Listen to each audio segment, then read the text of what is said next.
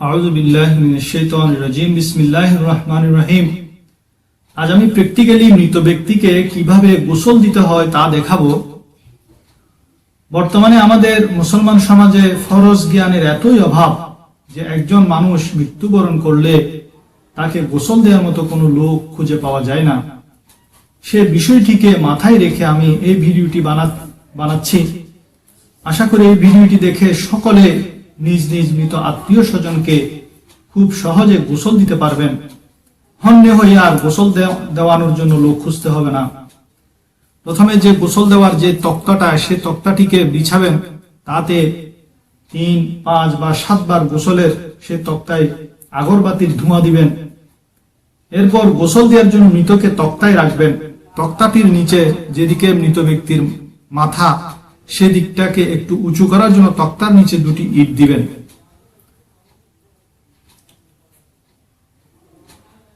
এরপরে সামান্য দূরে কিছু আগরবাতি জ্বালিয়ে রাখবেন, যেন কোনো ধরনের গন্ধ মৃত ব্যক্তির থেকে প্রকাশ না পায়।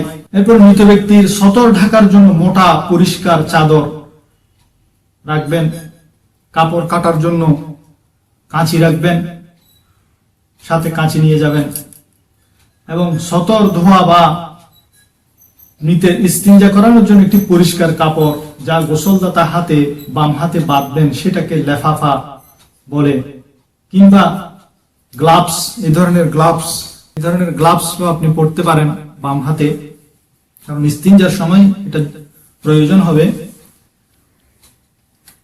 এরপরে সামান্য রুই রাখবেন, এই ধরনের ছোট ছোট করে রুই রাখবেন। তারপর বরই পাতার সিদ্ধ করা কুসুম গরম পানি, বেশি গরম না, কুসুম কুসুম গরম পানি, বরই পাতার সিদ্ধ করা গরম পানি। যদি বরই পাতা না থাকে নর্মাল গরম পানিও হবে, আপনি সাবান শ্যাম্পু এগুলা ইউজ করবেন। এবং পানি ঢালার জন্য মগ, এই ধরনের মগ রাখবেন, বদনা রাখবেন একটা পরিষ্কার। এবং গোসল দেওয়ানোর জন্য 2-3 জন লোক সেখানে উপস্থিত থাকবেন। এবং যারা গোসল দিয়াবেন তারা ওযু করে নেওয়াটা খুবই উত্তম কাজ হবে।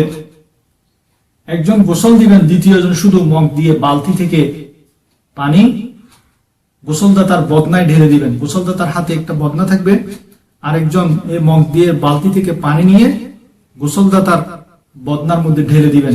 মগটা নিচে রাখবেন না, কারণ নিচে রাখলে হয়তো আপনার এই ময়লা লাগতে পারে, আর সে ময়লা ওয়ালার মগটা আপনি যখন আবার বালতিতে ঢালবেন তাহলে আপনার পানিটা নাপাক হয়ে যাবে।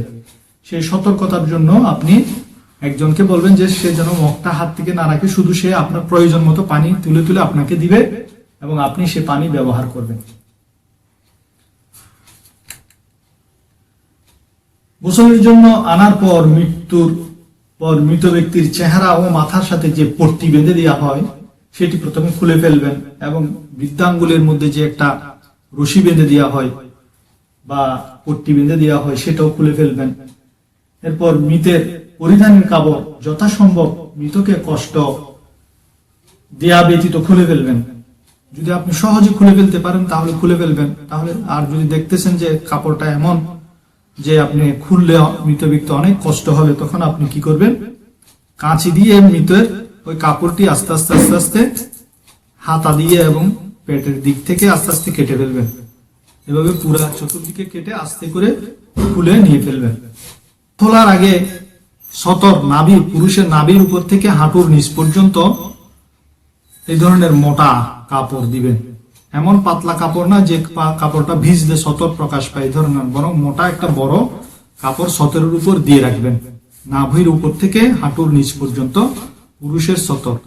এবং এই লম্বা কাপড়টা এদিকে তক্তার মধ্যে পর্যন্ত থাকে, যাতে আপনি করট ফিরানোর সময় যাতে এটা পিছন দিক থেকে কি না হয়, দেখা না যায়। এই ধরনের একটা লম্বা বড় ধরনের কাপড় সতরের উপর দিবেন। কোনোভাবে গোসলদাতা মৃতের সতরের দিকে দৃষ্টি দিবেন না। এবং মৃতের শরীরের কোনো নখ বা চুল বা পশম কাটা সম্পূর্ণ নিষেধ। এটা মাকরুহে তাহরিমি। মাকরুহে তাহরিমি হলো হারামের প্রায় নিকটবর্তী, কাছাকাছি। অনেকে মৃত ব্যক্তির জামা কাপড় পরিধান করাকে অলক্ষণে মনে করে, গোসলে ব্যবহৃত মগ, বালতি এসব ব্যবহারে অনিচ্ছা প্রকাশ করে সেগুলো ফেলে দেয়, ইসলামী শরীয়তে এসব অপচয় এবং নিষেধ। যিনি গোসল দিবেন প্রথমে তিনি লেফাফা দিয়ে কিংবা গ্লাভস দিয়ে হাত ঢেকে নেবেন। এটা এই জন্য পরিধান করা হয় যেন গোসল দেওয়ার সময় মৃতের সতরে হাত না লাগে। আপনি কোনো ধরনের পর্দা ছাড়া মৃতের সতরে হাত দিতে পারবেন না, সেজন্য আপনি এ ধরনের গ্লাভস অথবা একটা সাদা কাপড় হাতের মধ্যে লাগিয়ে নেবেন, যেটাকে লেফাফা বলা হয়। লেফাফাটি বাম হাতে বেঁধে প্রথমে মৃতকে ইস্তেঞ্জা করাতে হবে। গোসলদাতা চাদরের ভিতর না দেখে হাত ঢুকায় ওর সরম জায়গায়, যেখানে পাঁচটা পায়খানার জায়গার মধ্যে সে ওই কোনো ময়লা থাকলে তা পরিষ্কার করে দিবেন। এক্সট্রা কাপড় দিয়ে দেখবেন কোনো ময়লা থাকলে তা বের করে ফেলে দিবেন, ময়লা পরিষ্কার করে দিবেন। আর দ্বিতীয় জন সেখানে পানি ঢালতে থাকবেন।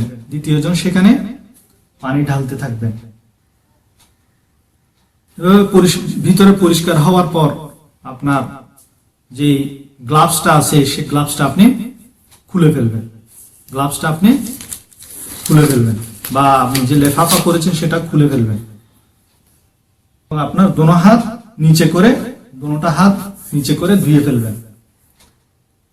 এরপর আপনি মৃতকে নামাজের অজুর মতো করে অজু করিয়ে দিবেন।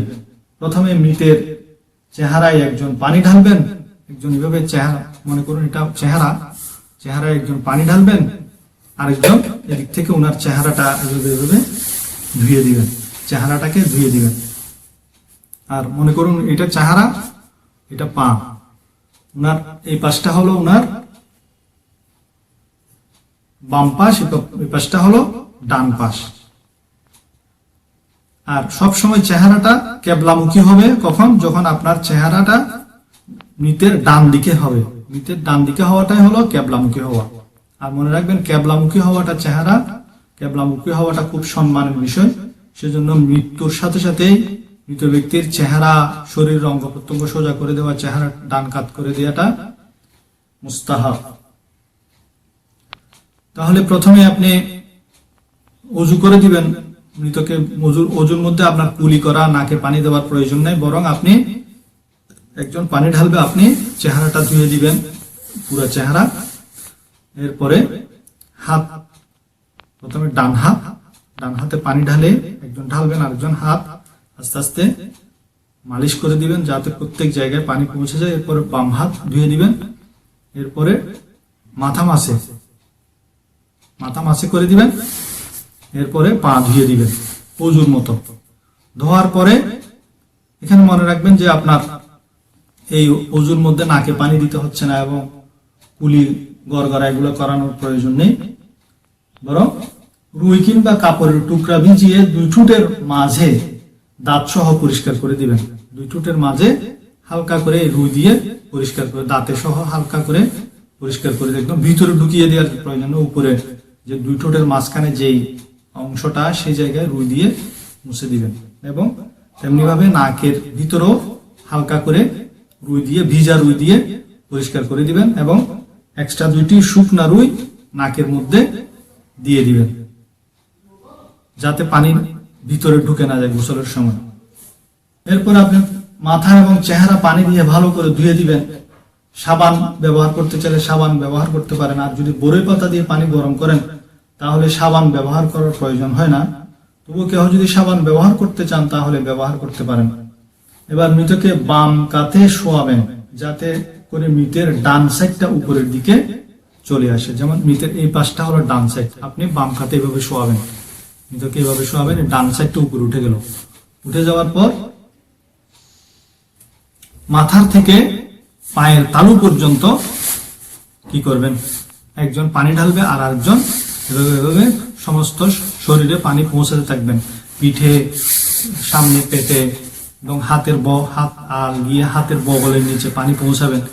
এবং আবার যদি ভিতরে সতরের রানের ফাঁকে যদি পানি না পৌঁছে তাহলে আপনার গ্লাভস পরিধান করে আবার সেখানে হাত ঢুকিয়ে আপনি পানি পৌঁছিয়ে দিবেন। এবং এভাবে কাত করার সময় খেয়াল রাখবেন যাতে সতর খুলে না যায়। সেজন্য আমি আগেই বলেছি যে এই উপরে যে 17 টাকার কাপড়টা একটু লম্বা ধরনের নেবেন, যাতে এভাবে কাত করানোর সময় কাপড়টা উঠে না যায়, নিচ থেকে উঠে না যায়, বরং তক্তার উপর থাকে, যাতে সতরটা দেখা না যায়। এরপর আবার আস্তে করে শোয়ে আপনি বাম কাতে, ডান কাতে শোয়াবেন, বাম কাতটা উপরে হবে, তখন বাম কাতটা উপরে হবে। এবার বাম কাতে একইভাবে পানি ঢালবেন, সমস্ত শরীরে পানি ঢেলে দিবেন, একজন পানি ঢালবেন, আরেকজন বগলের নিচে সহ রানের ভিতর বাম হাত ঢুকিয়ে, গ্লাভস পরে বাম হাত ঢুকিয়ে রানের ফাঁকের মধ্যে পানি পৌঁছে দিবেন, সারা শরীরে পানি ঢেলে দিবেন। সারা শরীরে যখন পানি পৌঁছে যাবে তাহলে আপনার গোসল হয়ে গেল। এরপরে আপনি মৃতকে হালকা করে এভাবে সামান্য তুলবেন, তুলে পেটের মধ্যে একটু একটু মালিশ করবেন, পেটের মধ্যে মালিশ করবেন। তাহলে পেটের মধ্যে যদি কোনো কিছু থাকে তা বের হয়ে যাবে, এবং আস্তে করে আবার শোয়াই দিবেন। এরপরে পানি মেরে দিবেন, এভাবে পানি মেরে দিবেন, যাতে কোনো কিছু বের হলে তা পানির সাথে প্রবাহিত হয়ে চলে যায়। এরপরে আপনার আবার গোসলের প্রয়োজন নেই, আপনার গোসল শেষ হয়ে গেল। তারপর আপনি কি করবেন, সারা শরীরে কাফুরের পানি প্রবাহিত করে দিবেন, এবং এরপর একটা পরিষ্কার শুকনা কাপড় বা তোয়ালে দিয়ে আস্তে আস্তে খুবই হালকাভাবে মৃতের শরীর মুছে দিবেন। এভাবে আপনি মৃত ব্যক্তিকে গোসল দিতে পারেন খুব সহজে। এবং ইনশাল্লাহ আগামীতে আরেকটি কাফন কিভাবে পরিধান করাতে হয় সেটা নিয়ে একটা ভিডিও বানাবো। ততদিনের জন্য আল্লাহ হাফেজ। আসসালামু আলাইকুম ওয়া রাহমাতুল্লাহ।